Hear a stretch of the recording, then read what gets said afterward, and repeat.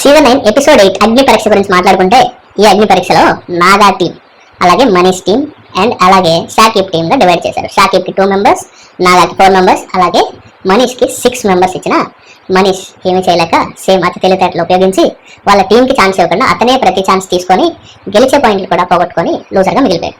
అలాగే మాట్లాడుకుంటే షాకిబ్ అతనుకున్న 4 మెంబర్స్ అయినా యూటిలైజ్ చేసుకుందామని వాళ్ళ టీం రాంగ్ ఆన్సర్స్ చెప్పి అతను లూజర్గా చేశారు. నాగా టీం అండ్ నాగా ఇచ్చిన ఆపర్చునిటీస్ని యూటిలైజ్ చేసుకొని ప్రతి ఆపర్చునిటీ గ్రాప్ చేసుకొని ఆ ఆపర్చునిటీ గ్రాప్ చేసుకున్న తర్వాత ఆన్సర్స్ పర్ఫెక్ట్గా చెప్పి ఆ ఏదైతే గేమ్ ఉందో స్మార్ట్ గేమ్ చాలా బాగా ఆడి విన్ అయింది నాగా టీం.